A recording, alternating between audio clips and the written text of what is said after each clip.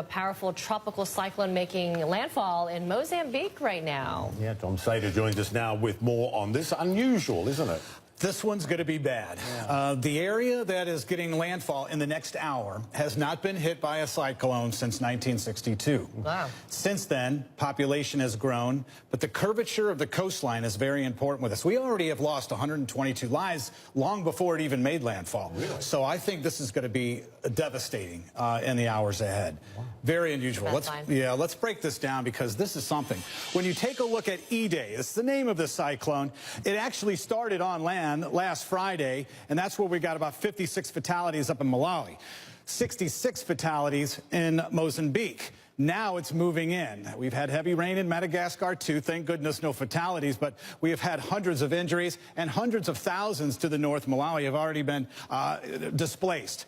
Well-defined eye. 1 hour ago, equivalent to a Category 3 hurricane, just dropped to a Category 2.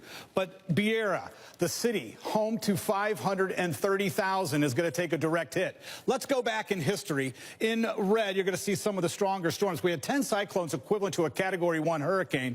And when you break this down, this one that's moving in is going to be the strongest in a decade. But even more than that, as we broaden out on our picture here, notice the one moving through Madagascar just quickly for you. It has two names. This holds a record in the South Indian Ocean as the longest path cyclone, 11,000 kilometers. It started by Bali in Indonesia, took 155 lives and considered the worst natural disaster in Madagascar in 100 years. But as we get closer to this area, and we're going to break this down for you, into the north, Malawi.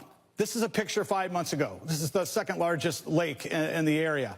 That's one of the problems here because now they've seen heavy rain. We've seen heavy rain to the north and to the south, but not where we're having landfall. Let me take you back to Friday. It started on land, just a disturbance. Then it made its way in the Mozambique Channel, gaining strength, intensifying, making its way now back to a landfall that is taking place.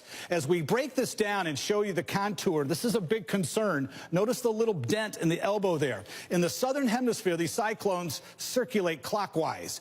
In the northern hemisphere, the worst quadrant is the northeast. Well, this one's going to be the southwest. So winds are going to slide right up and push all of that water into a river that's already known for flood problems.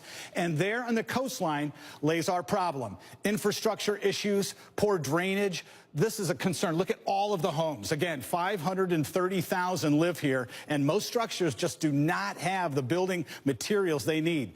I fear this is going to be disastrous, and we're going to have some international aid needed in this area. So Beira now, looking at the strongest winds around that eye, moving into the area as we track the storm. It moves then in towards Zimbabwe, near the capital. It loses its strength, but it's not about the winds at this point. It's about the heavy rainfall. Again, this is the wet season. We're looking at 500, 600, 700, 800 millimeters of rain in this area. This is a big, big concern, Amra and Michael, for the days ahead. But right now, they're in it, and they're in it in a very rough way. All right, we'll have to stay on top of that. Yeah, Tom Sater, thank you for that. Sure.